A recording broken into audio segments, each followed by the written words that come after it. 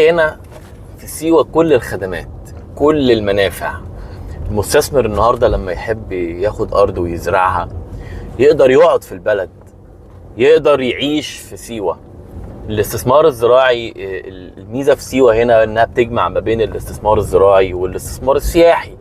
يعني انت النهارده تمام تقدر يبقى عندك مزرعة وتقدر تجيها كل 3 4 5 شهور منك هتستجم في سيوة، محيراتها البلحية وكامباتها السياحية وعلاجها كمان، لان الرمل بتاعها بيعالج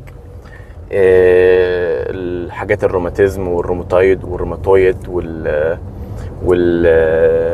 والام العظام. داخلين دلوقتي ماشيين في قلب سيوة مبسوطين باللي احنا بنشوفه من خدمات، من بنية تحتية، من مرافق حكومية. بس عاملين الفيديو ده عشان نطمن المستثمرين ان سيوة ديت مش منطقة صحراوية، دي منطقة للمعيشة ومنطقة للاستثمار ومنطقة للسياحة.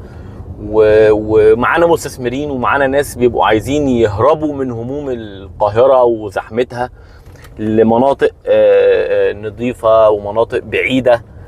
ده طبعا اسم شرطة سيوة،